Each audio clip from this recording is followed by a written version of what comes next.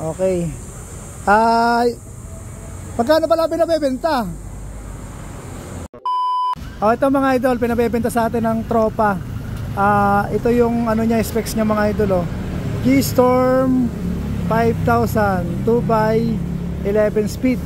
Okay mga idol, hindi tayo expert dito, ipapakita ko lang sa inyo yung mga nakalagay dito. Okay mga idol, ayan, tingnan nyo na lang dito sa yan, mga nakasulat yung okay.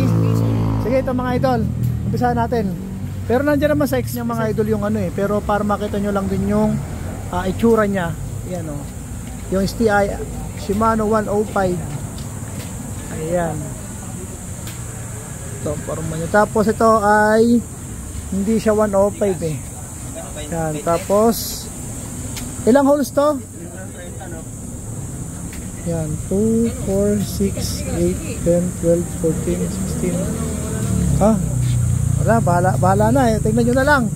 Mabilisan lang to mga idol. Bladed spokes. Ayan. Rim brake. Okay. Carbon din to, Toy. Carbon. Parang alloy. Carbon ba? Nakalagay din ba dito? Carbon port. Nakalagay dyan, Ayan. Okay. Ayun lang. Carbon load. Ito lang yung kanyang issue. Ito lang ba yung issue niya? Okay, ayan lang. Ay, ano to? Ano to? Carbon. Wala tong ano. Ayan mga idol, press fit.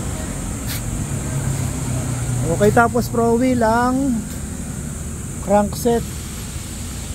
Ayan.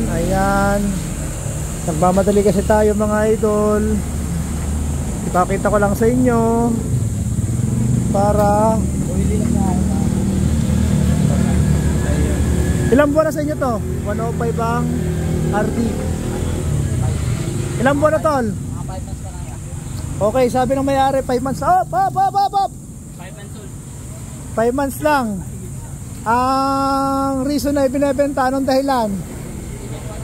Ha? Ano? Pinabebenta, hindi na ginagamit. Ayan, hindi ginagamit. Yun lang mga idol, bahala na kayo. Share ko sa lahat ng page yan. Okay. Magkano pala pinabebenta? Ano, magkano? 32. Ayaw ko makialam sa presyo nila. Kayo na lang bahalang mag-usap. Ilalagay natin dito sa comment yung number ng customer. Kayo na lang ang bahalang makipag... Pero negotiable pa, diba? Negotiable pa, no? Yan, negotiable pa mga idol. Okay na mga idol? Okay.